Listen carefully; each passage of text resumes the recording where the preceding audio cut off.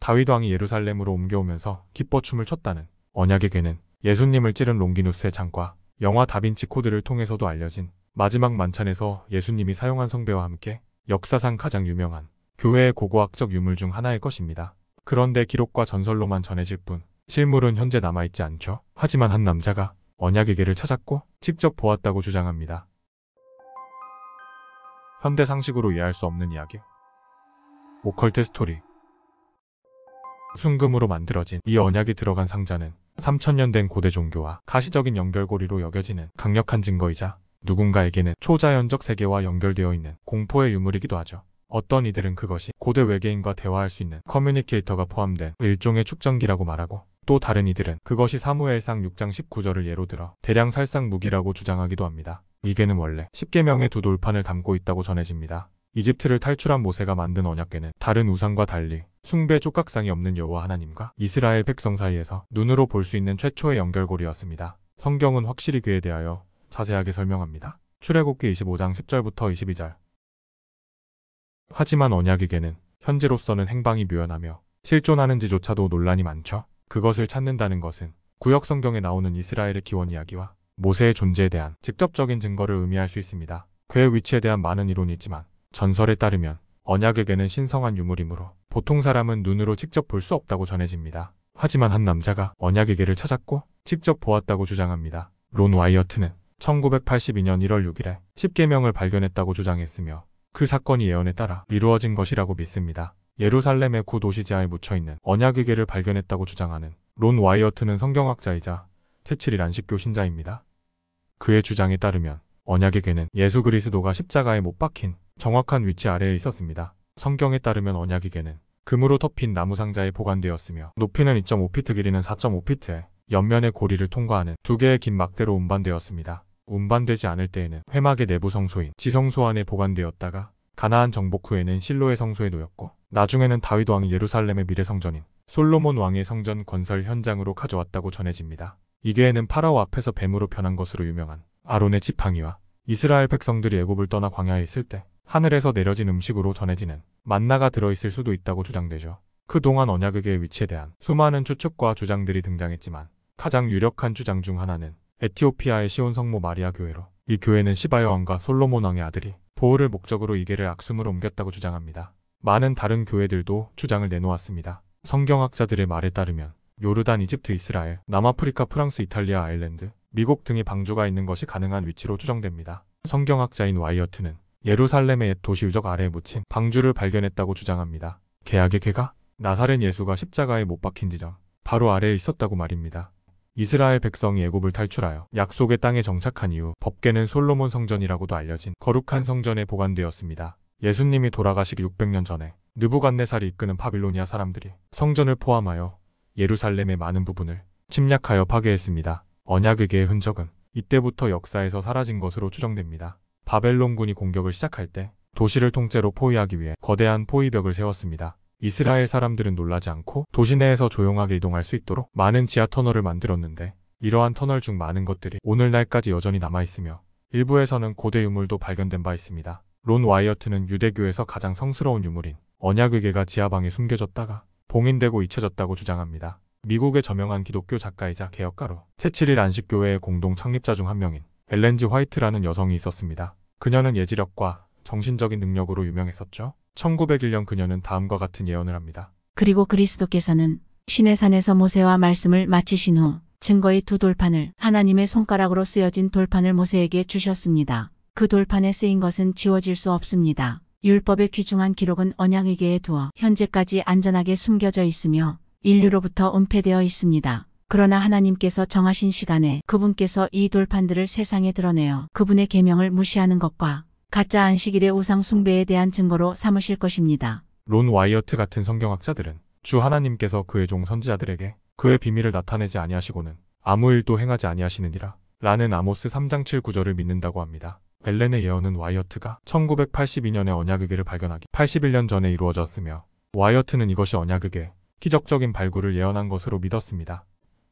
론 와이어트 발굴 작업의 첫 번째 발견은 초기 기독교 교회의 잔해로 여겨지는 절벽 면에서 튀어나온 제단돌이며 이것은 AD 1세기에 건축된 것으로 추정됩니다. 그는 이것이 초기의 기독교인들이 이 장소의 중요성을 잘 알고 있었다는 것을 암시한다고 주장했습니다. 이 지역을 더 조사해보니 돌에 뚫린 4개의 구멍이 발견되었습니다. 이것은 로마의 십자가형에 사용된 나무 십자가를 넣는 구멍으로 추정됩니다. 예수님의 십자가 처형이 이루어진 이곳에서는 그 전후로도 많은 사람들이 죽음을 맞이했다고 전해집니다. 한 구멍이 다른 구멍들보다 약간 높게 위치해 있었습니다. 이곳은 예수가 십자가에 못 박히신 날 두 강도 사이에 위치해 있었던 것과 같이 그날의 주요 죄인이 처형당한 위치입니다. 그 십자가를 꽂는 구멍은 평소에는 네모난 돌을 끼워 마개로 사용했고 양쪽에 손가락으로 잡을 수 있도록 만들어진 것으로 보이는 홈이 있었고, 론 와이어트가 마개돌을 빼내었을 때 십자가 구멍에서 확장되는 집안의 큰 균열을 발견했습니다. 와이어트에 따르면 이것이 바로 마태가 예수의 죽음에 대한 슬픔으로 바위가 갈라졌다고 말하면서 언급한 정확한 장소라고 주장합니다. 와이어트와 그의 팀은 계속 발굴을 진행하여 거대한 네트워크처럼 이루어진 고대 동굴을 발견합니다. 그는 이 중 한 곳에서 언약위계를 발견했다고 말합니다. 그는 1999년 암으로 사망하기 직전 앙코르스톤 인터내셔널과 한 인터뷰에서 발견에 대해 설명합니다. 우리가 그 장소를 찾았을 때 나는 본능적으로 그 급경사면 안으로 들어가야 한다는 것을 알았습니다. 여러 가지 증거로 미루어 보았을 때 체계적인 동굴과 방인 것으로 추정되었고, 우리는 방마다 터널마다 꼼꼼하게 조사하면서 언약위계가 없다는 것을 확신할 때까지 찾아보기로 했습니다. 결국 우리는 1982년 1월 6일 오후 2시경에 그것을 찾았습니다. 그것은 예상하거나 기대조차 할 수 없는 전혀 뜻밖의 상황에서 발견되었죠. 언약위계는 파편 같은 잔해로 완전히 채워진 방에서 발견되었습니다. 알고 보니 그것은 동물 가죽으로 덮인 첫 번째 성전의 가구들로 밝혀졌고, 그 위에 판자로 덮였고, 그 위에는 돌로 덮인 형식이었죠. 무언가 그 당시 긴급하게 그 자리를 채워야 했고, 닥치는 대로 무엇이든 막 집어든 것 같았습니다. 왜 그런 일이 일어났는지에 대해 아직도 잘 모르겠지만 저는 모든 것을 알 필요가 없다고 생각합니다. 하나님이 무언가를 하실 때 저는 그것이 완벽하게 이루어진다는 것을 압니다. 동굴을 조사하는 동안 와이어트는 방 천장에 갈라진 틈에서 말라붙은 이상한 검은 물질을 발견했습니다. 그 균열은 언약궤 바로 위 천장에 위치해 있었고, 검은 물질의 일부가 궤의 바깥 돌 케이스에 떨어진 것처럼 보였습니다. 와이어트 연구 보고서에 따르면 그리스도가 죽었을 때 땅이 진동했습니다. 십자가 바로 아래의 바위가 갈라졌고, 이 균열이 아래 더럽혀지지 않은 땅에 있는 하나님의 왕좌인 언약궤가 있는 은밀한 방까지 이어진 것입니다. 예수님이 죽은 후에 백부장이 창으로 그의 옆구리를 찌르자 물과 피가 나와 그 갈라진 틈으로 흘러 속죄소에 뿌려지더라. 이것이 사실이라면 언약궤에 피와 물이 떨어지는 행위는 모세가 이스라엘 사람들과 하나님의 언약을 거룩하게 하기 위해 계명서에 피와 물을 뿌린 것과 유사했을 것입니다. 와이어트는 그가 찍은 언약궤 사진이나 동영상이 보이지 않는 것은 신의 개입 때문이라고 주장했습니다. 나중에 더 많은 증거를 수집하기 위해 그곳에 다시 돌아갔을 때 4명의 천사가 그 앞에 서 있었고, 그들이 이렇게 말했다고 합니다. 이 세상 사람들이 그 발견을 눈으로 직접 보기에는 아직 때가 되지 않았지만 세상 사람들에게 보편적인 종교법이 강요될 때가 오고 있다. 언약궤는 론 와이어트가 발견했다고 주장한 놀라운 발견 중 하나일 뿐입니다. 100여 가지 성경 관련 발견물 중 와이어트는 노아의 방주, 노아가 사용한 탓돌, 홍수 후의 노아의 집, 노아와 그의 아내의 무덤, 예수가 십자가에 못 박힌 장소 등이 있으며, 십자가 균열 아래에서 발견된 예수의 피는 46개가 아닌 24개의 염색체를 가졌다고 주장했습니다. 이것이 남성 유전자가 섞인 일반 아이와 달리 오직 여성에게서만 받을 수 있는, 즉 동정녀의 유전자를 받아 출생했다는 증거라는 것이죠. Examined by the Israelis. That's correct. What was their determination of that? Okay. Real quickly, okay. Dried blood is dead blood. Everybody knows that, all right? They can test the blood of the pharaohs, the mummies of the pharaohs, all right? There's certain things they can do. They cannot get a chromosome count by any method I'm familiar with, all right? Things keep changing. I don't profess to know everything. However, there's no way I know that you can get a chromosome count out of dead blood. You can get a DNA and some other things, but not a chromosome count, all right? That's done by living white blood cells. Now then, first of all, in this analysis, I took the blood into a laboratory in Israel. I asked one of the people I work with in antiquities, where is a good laboratory that does reliable work and they said such and such, such and such. I took it. I just said, please examine this blood and tell me what you can tell me about it. All right? They said, well, look, we're going to reconstitute it. We're going to put it in normal saline and keep it at body temperature for 72 hours with gentle swirling. All right, that's their business. That's great. I said, now I want to be there when you check it out. They said, fine. So I was back. They checked it out. I said, now, they said it's human blood. We can tell that. They did whatever tests they need to do.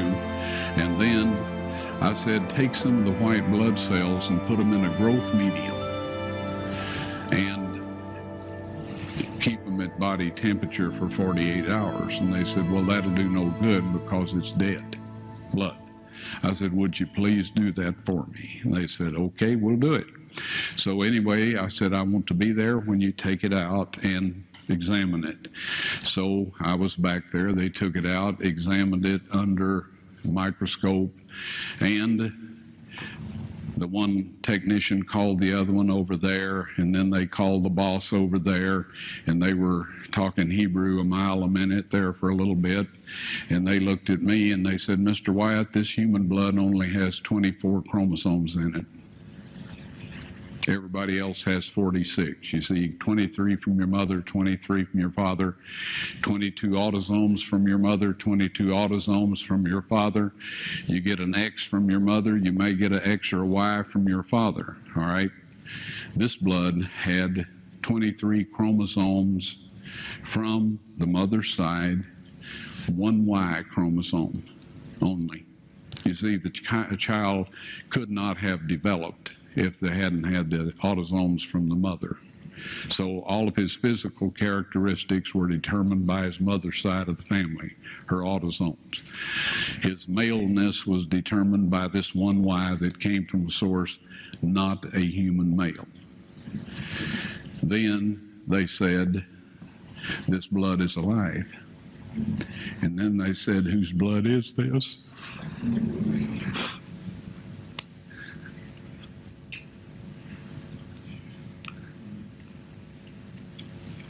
I said, it's the blood of your Messiah.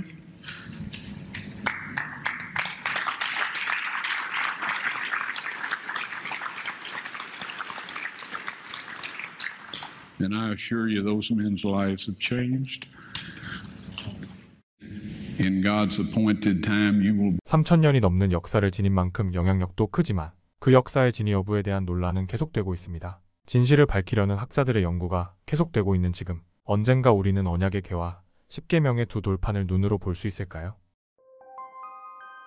현대 상식으로 이해할 수 없는 이야기. 오컬트 스토리였습니다.